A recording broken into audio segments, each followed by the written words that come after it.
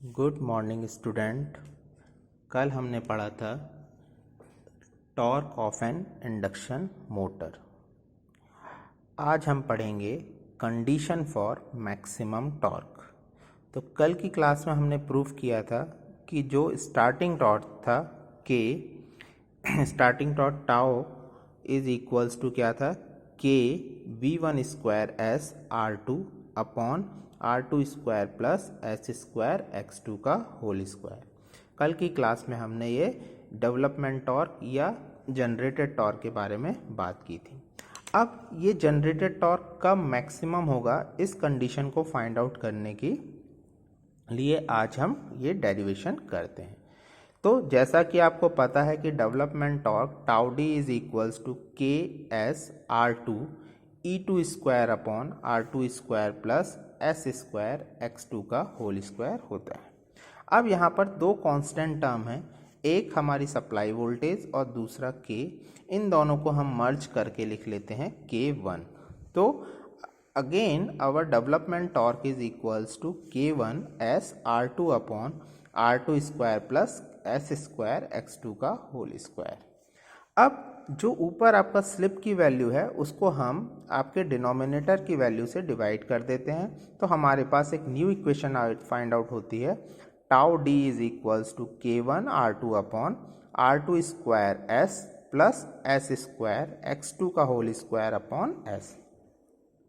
तो यहाँ पर जो आपका X2 के साथ एस स्क्वायर का टर्म है और एस का टर्म है, इसको हम क्या कर देते हैं, यहाँ से आप करेंगे तो ये कैंसल आउट हो जाएगा और कैंसल आउट होकर आपको मिलेगा यहाँ पर सिर्फ K1 R2 upon R2 square upon S plus S X2 का होल स्क्वायर। अब चाहें तो आप इसको क्या कर सकते हैं, इसको हम a प्लस बी का होल स्क्वायर के टर्म्स में लिख सकते हैं। तो इसको जब आपको a प्लस बी स्क्वायर के होल टर्म्स में लिखना है तो आपको पता है कि a प्लस बी का whole square is equals to होता है a square plus B square plus 2ab। तो यहाँ पर 2ab का टर्म नहीं है, तो इसके लिए हमको क्या करना होगा कि इसमें 2ab का टर्म को ऐड करना होगा।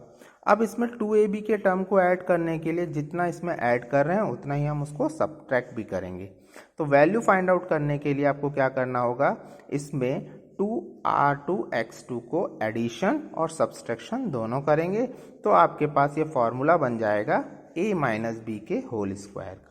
और आपको पता है कि अगर यहाँ पर इसकी वैल्यू मैक्सिमम टॉर्क या डेवलपमेंट टॉर्क की वैल्यू मैक्सिमम कब होगी, इसकी वैल्यू मैक्सिमम तब होगी जब इसका डिनोमिनेटर की वैल्यू क्या हो जाएगी, जीरो के।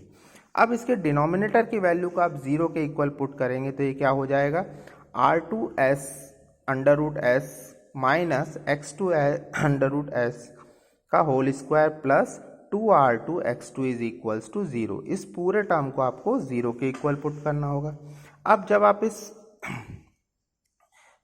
इस ब्रैकेट को ओपन करेंगे, ब्रैकेट को जब आप ओपन करेंगे तो आपको क्या फाइंड आउट हो जाएगा, ब्रैकेट को ओपन करते ही यहाँ पर ये जो टर्म है आपका पॉजिटिव टर्म और इसके साथ एक नेगेटिव टर्म आएगा, वो दोनों कैंसल आउट हो जाएंगे और आप लिख सकते हैं R2 under root S minus X2 under root S is equals to zero and R2 upon root S is equals to X2 root S. इसका जब हम क्रॉस मल्टीप्लिकेशन कराएंगे तो आपके पास आ जाएगा R2s X2। तो ये कंडीशन होगी मैक्सिमम जनरेटेड टॉर्क की कंडीशन, कि उस कंडीशन में रोटर रेजिस्टेंस और रोटर रिएक्टेंस इनटू स्लिप का मल्टीप्लिकेशन क्या होगा, एक दूसरे के इक्वल होना चाहिए। अगर यह कंडीशन है तो हम कह सकते हैं कि जो इंडक्शन मोटर में जनरेटेड टॉर्क होगा वो कैसा होगा, मैक्सिमम होगा। अब जो आपने यहाँ पे पहले से ही क्या लिया हुआ था, पहले से जो आपने यहाँ पे कंसिडरेशन किया था उनकी वैल्यूज को पुट कर देंगे, मतलब K1 की वैल्यू को यहाँ पर पुट कर देंगे।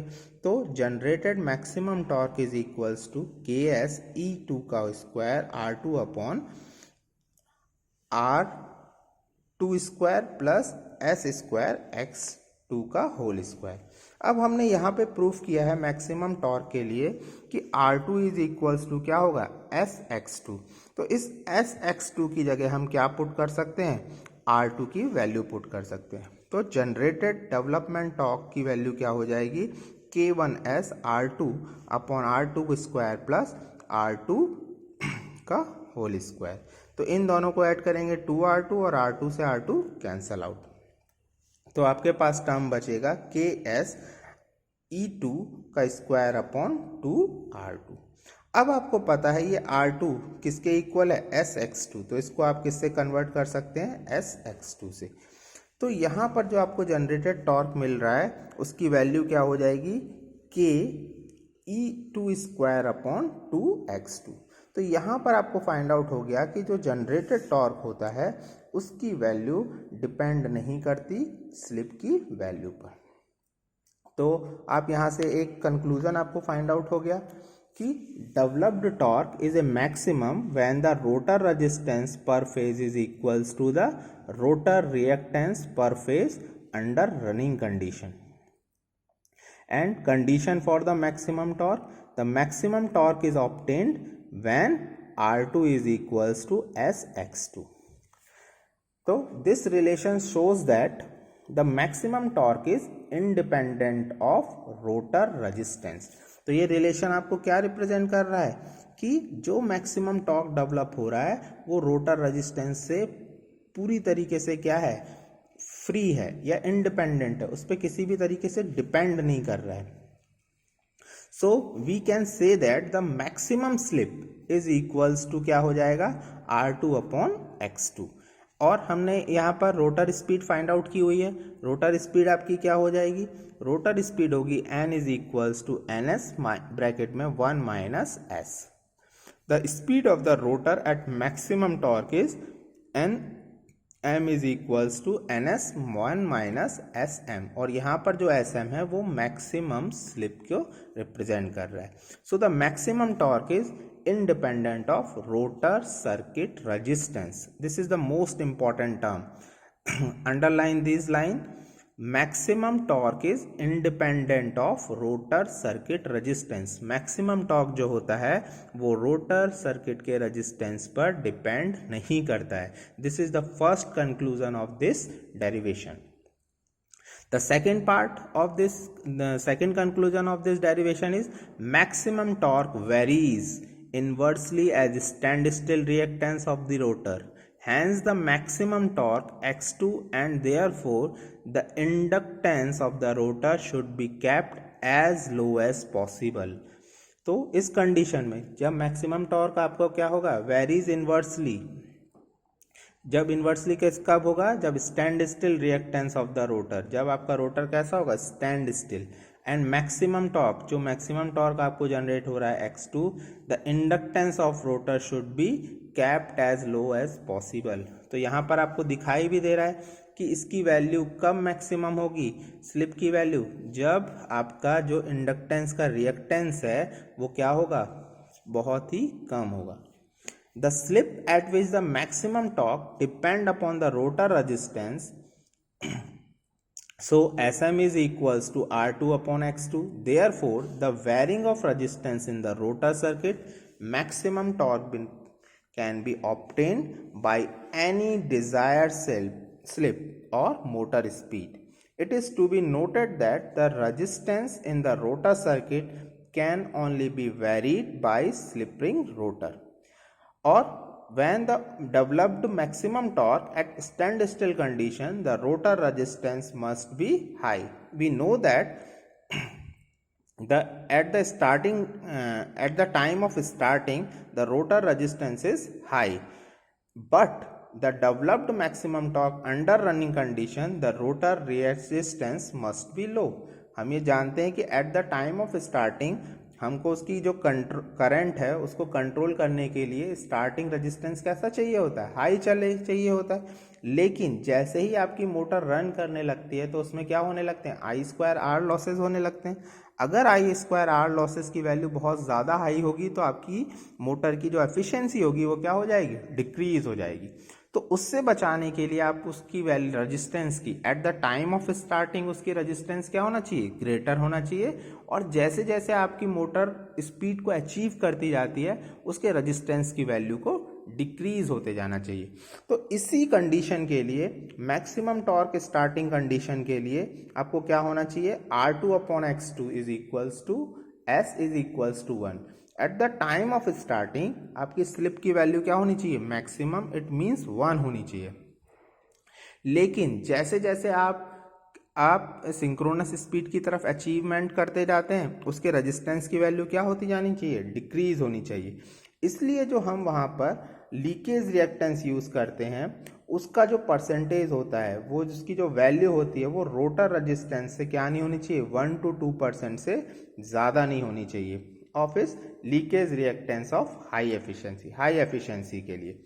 इन order to increase the starting torque, जैसे जैसे स्टार्टिंग टॉर्क इंक्रीज होता जाता है, extra resistance should be added. तो हम उसमें बाहर से क्या लगाते जाते हैं, रेजिस्टेंस को इंट्रोड्यूस करते हैं to the rotor circuit at starting for the starting purpose and cut out gradually as motor speed up.